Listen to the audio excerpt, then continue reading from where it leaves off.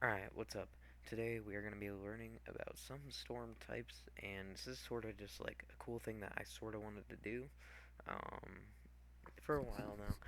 Teach you guys about these storms and how to identify them. So, right here, I'm making this all with just a little, little cool painting tool. Um, so, this is your classic supercell look. A supercell is a strong storm that has a probability of producing this guy right here, which is a tornado. Um, these storms are very oftenly seen in weather outbreaks that are significant with tornadoes. Strong tornadoes are seen with this little signature down here. What is this? This is radar pollution. You will see this on big storms in real time, where you see even pink, red, or even just some yellow looking uh, just dots and blotches right down here where you wouldn't expect to see the rain because right here this is the very end of the storm and it's basically just this like hook. That's exactly what it's called, as a hook. Though, so the major part of the storm where you would see hail would be up in this region, especially in the main region right here. You wouldn't expect to see it down in this region. This region is where you would see radar pollution due to a tornado. Alright, let's go back. So, basically, what this is the inflow area. This area where there's just nothing here on radar, it's just a white spot, just like the rest of the radar around it would be. This is where what we would call the inflow is to the storm. Sorry for the horrible um, writing. Anyway, this is the inflow. This is where all of the instability energy is being allowed to go into the storm at. Now, this is the area which will cause rotation, as this would be the outflow area. Coming around this way would be outflow. Outflow is basically winds that move outwards, inflow is winds that move inwards. So when you get these two, you get this little spot of like rotation, is what it's called. Here, let me show you. So around this area is where you get rotation, and that happens when there's inflow enough to hopefully be seen on radar. If not, I mean, there could be very minor inflow and outflow that does cause tornadoes. But if you're going to see this on radar, it's the radar pollution, like we were talking about.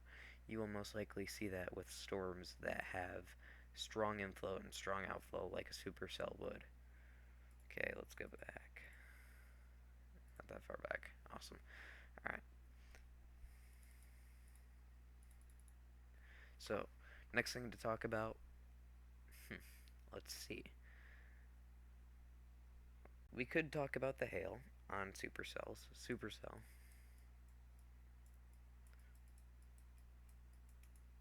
So, hail is a very big problem with supercells. Typically, not in all cases, but there is a lot of hail. So we are talking about the tornado down here. Okay, so this is a tornado. Well, the storm has to have some pretty good strength in order to cause a tornado.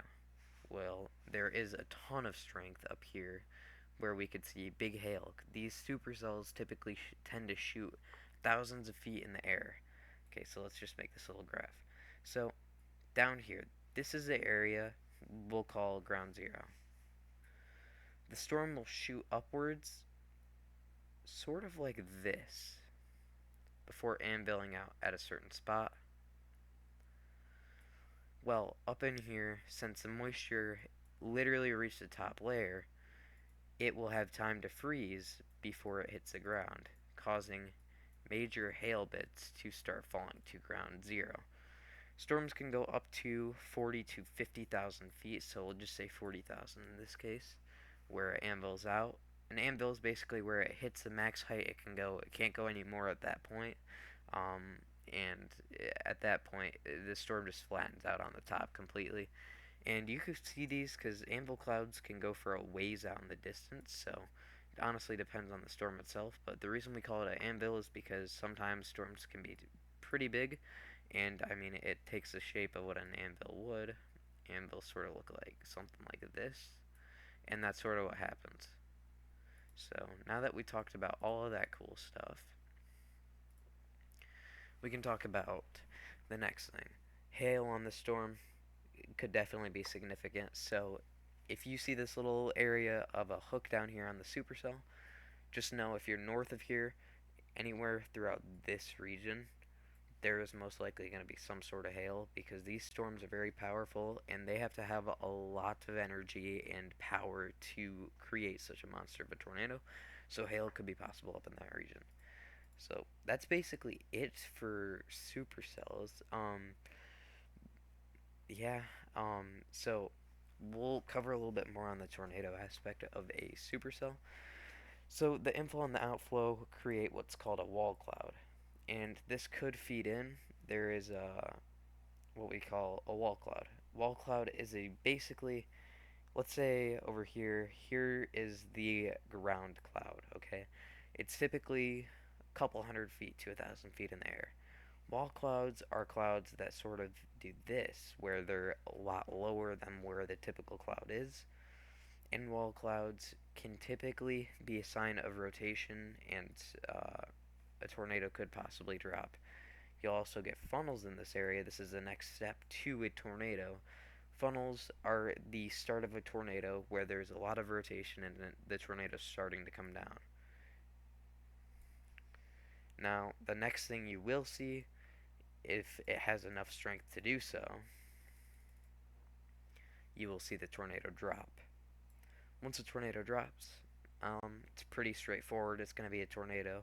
And in strong tornadoes, like the one that is shown on the supercell that I made, there are things that we're going to get a little bit more detailed. Let's say the ground's here. It's not quite hit the ground, but you can see there's stuff being lofted from the ground.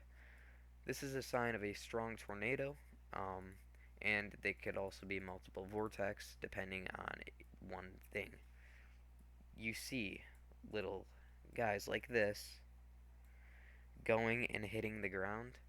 It is a multiple vortex tornado. These are seen in very strong tornadoes, so although it might not look like it's on the ground, as long as you see these little guys start appearing and then diluting, don't get fooled by it. They are very strong. Sometimes it can be in excess of 300 miles per hour.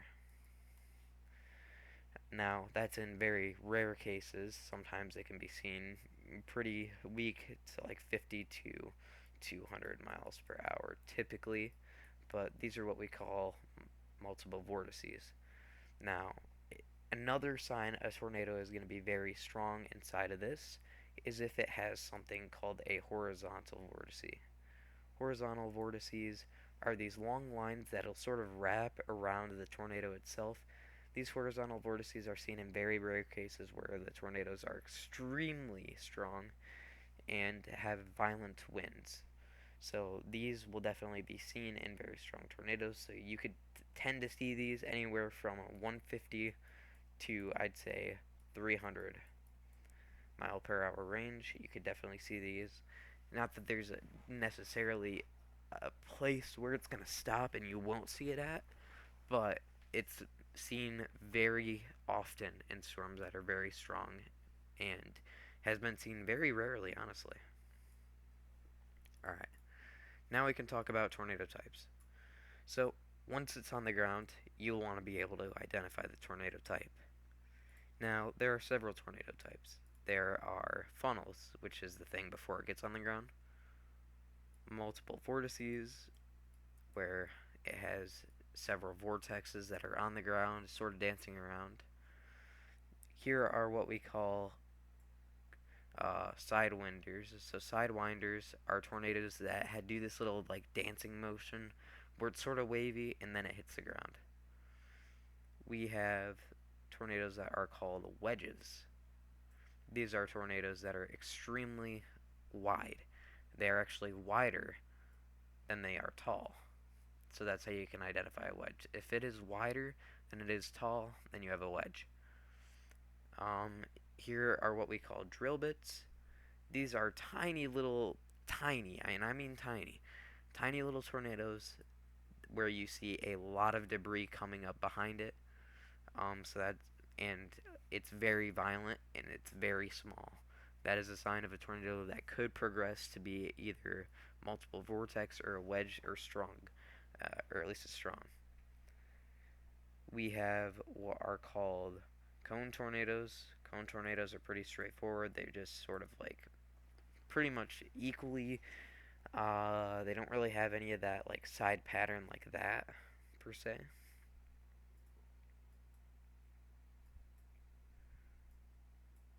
Sorry. Um, and then we of course have your typical tornado. Trying to think of any others that I could be missing here. I know I'm missing a couple. Anyway, these are some of the most pronounced ones you'll see. Oh, rope. Rope tornadoes are very weak but could become violent tornadoes. Ropes are very weird.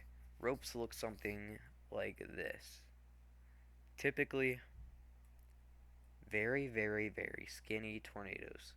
It looks something like that, and when they hit the ground, they are tiny, but they're a rope shape. Now, these tornadoes can be very violent and can have weird patterns that can look something like this. There have been some that are very weird. Now, this is a little bit extreme, but some will go up and then just shoot sideways. They're very weird.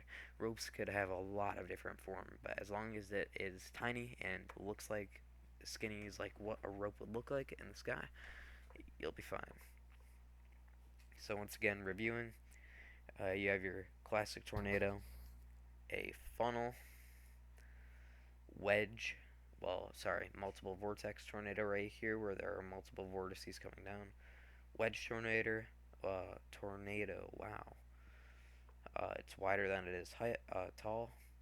Sidewinder, tornado that does some little dancing in the sky and waves to the side out and then hits the ground in a different spot than where it would look like it hit. Drill bit, very strong, but small tornadoes, sign of a strengthening tornado, could get bigger. And then cone tornadoes, tornadoes that just sort of do something like that. They're just pretty straight down.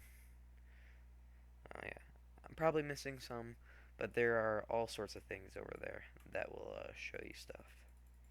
Now, let's talk about a couple of the terms with these. Alright, so velocity. This is a term that will be used a lot in weather. Velocity is how fast it's moving. It's basically the speed of the tornado, speed of the cell. So, velocity can be very, very strong, and you will see very strong velocities where the tornado's at. You'll see the outflow winds, which let's say it is a very, very strong multiple vortex tornado, the one in this picture. The outflow winds could be anywhere from 0 to 300 and sorry. Hang on, let me redo that.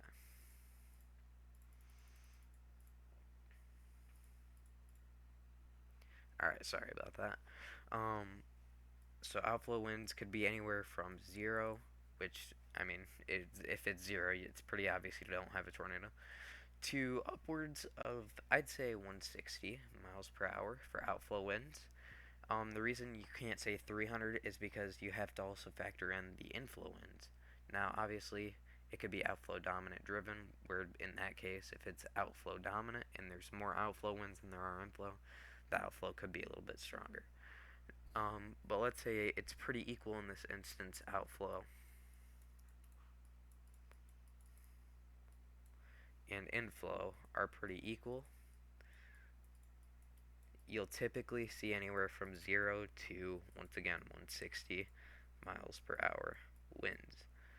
Now, if it was outflow dominant,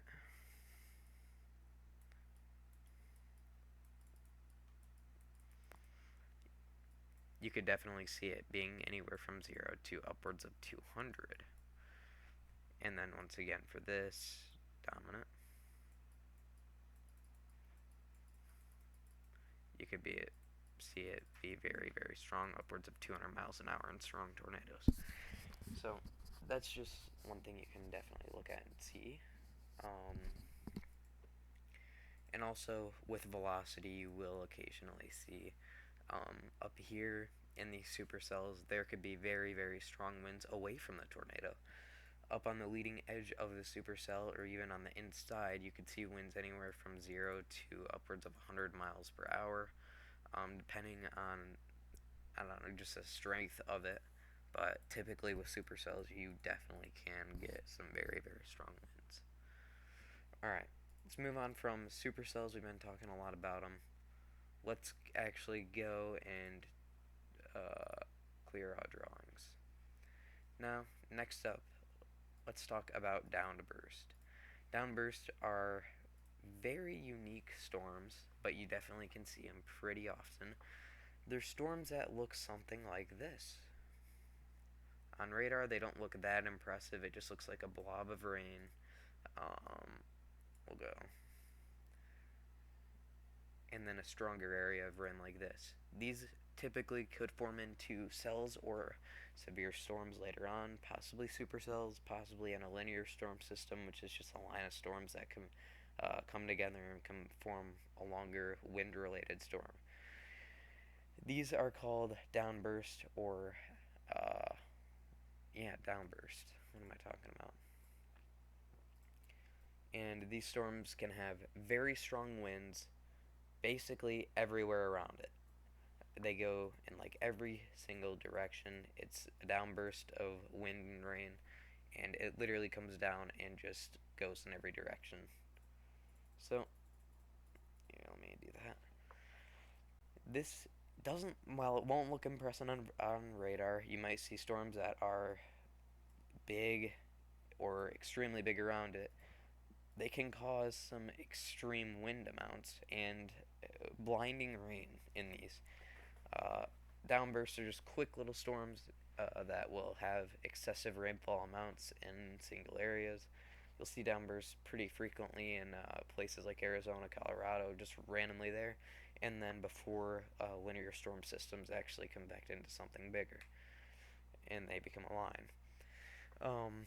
So it looks very unimpressive on radar, like I said, and can cause anywhere from 0 to upwards of 4 inches of rain localized in an area. And then they can also cause some extreme winds up to anywhere, I'd say, from 0 to 85 miles per hour winds. And on velocity, you'll have your outflow driven storms, and it looks like there's this little area of inflow or outflow, or you could have inflow, and outflow in the middle where this downburst is, and it's going to look like rotation on radar. So that's why it's always important to check reflectivity and make sure you're not missing something, because this downburst could be very deceiving and make it look like there's rotation even though there's really not. Now let's talk about just lines of storms, convective systems. So convective systems can look something like this. These storm systems are seen pretty frequently in wind severe threats. Typically, you'll see these storm systems all the time in the Midwest, the plains, pretty much anywhere that you can think of where there's going to be severe weather at, you'll see some of this. So these lines are very, very strong on wind, especially. And even on the inside, occasionally you could see possibly a tornado or two. So actually, let's go back.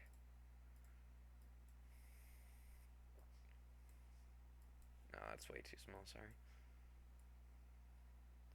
Little areas or pockets of rotation in advance. But typically, this is what we would call a bow echo. It echoes out, and it's sort of like how a bow would look. So if you could think of like a bow really quick, how a bow looks, you have, basically, you get the point. It looks like a bow, anyway. And we call it a bow echo for, oh crap. Hang on, Give me a second. It's gonna be weird. You call it a bow echo for that reason. Once again, these storms could have rotation on them, but the main threat here is wind and possibly if there's more storms behind it or if it's going in a weird direction where it's going to train, let's say northeastern, you could get hit with tons of rain as it just goes over the same area. But the primary concern with these would definitely be wind. Um, you can see a lot of wind with these systems as they move through a singular area, anywhere from 0 to upwards of 100 miles per hour. And you can see these bow echoes in what we would call derechos, which are strong, very, very strong wind related storms that go on for a long, long time and can span up to 250 miles wide and work its way across whole states. It's happened before. It actually happened in Cedar Rapids, Iowa before, not too long ago. And they had winds upwards of 110 miles an hour. So these are very, very strong and they are typically outflow dominant. And sometimes once they are finally weakening or the outflow is out in front of the storm, you will actually see the outflow on radar. Um, it looks something like that. So you have the bow echo, and then you actually have the outflow like boundary, which is like the wind area. It shoots out in front of the storm sometimes, leaving this behind to weaken actually. So this is a good thing if you see this on radar, although there still could be very strong winds within this. That's a sign of it weakening. So if you just see a line out in front of the big heavy rain and wind related area, just know it's typically weakening if you see that. Also, like I said, there could possibly be hail inside of the storm.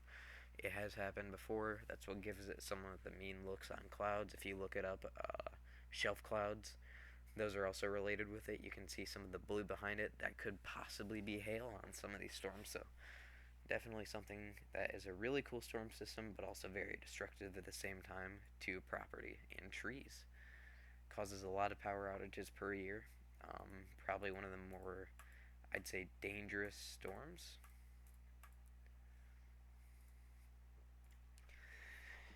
And then you got your classic little thunderstorm. I don't even think I gotta draw it on screen. They're typically not severe. You could get some sub-severe winds on them from anywhere from sorry, hang on, anywhere from 0 to 55 miles per hour. And even if it's on this upper side, you might get what's called a severe weather statement (SWS), not a severe weather warning. So severe weather statement is the thing that comes typically. It's a little bit lower of a downgrade of a severe weather warning. Uh, Severe weather statement.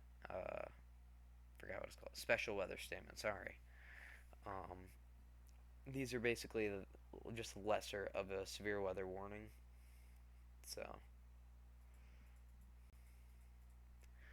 sort of cool stuff. I'm trying to think of what else I could show you. Um, I think that's pretty much it. I think we've covered pretty much all radar types and radar seeings. Also, there's one more thing I could show you. Let's say this is the radar site. Okay, so inside of this green box, that's the radar site. Let's say you have a couple storms firing off over here. They're not really strong. They're not really strong. And then you get this random red line that looks concerning. That's like that. This is what we call a radar glitch. This happens typically.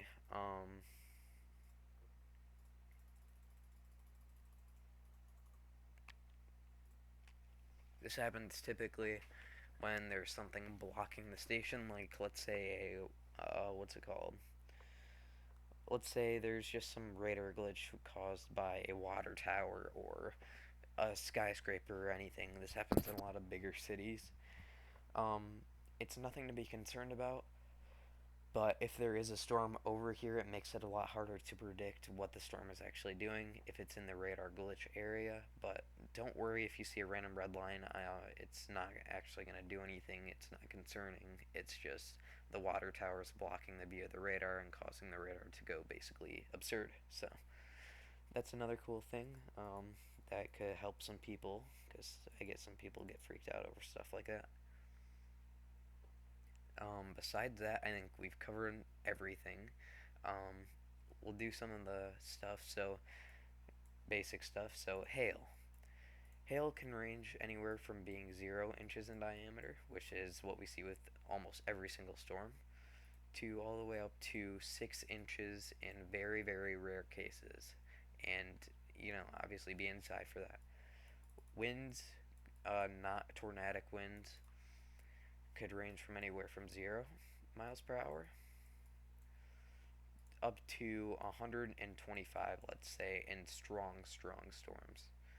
Tornadic winds, so tornadoes, you could see wind speeds from anywhere from 0 miles per hour, which means there's no tornado, all the way up into 310 plus. Depends on the tornado. This is obviously very, very rare, but obviously you can see there's a wide range of stuff.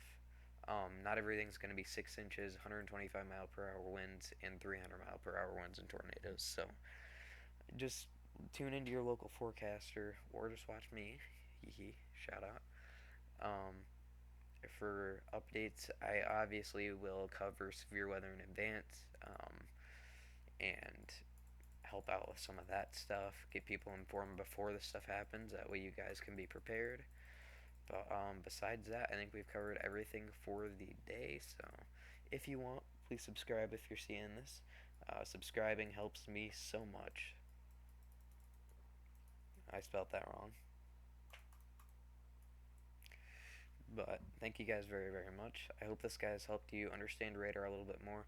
We can obviously go more into detail on later series if I end up continuing this, or we could just continue doing weather outlooks. So thank you guys for watching, and peace out.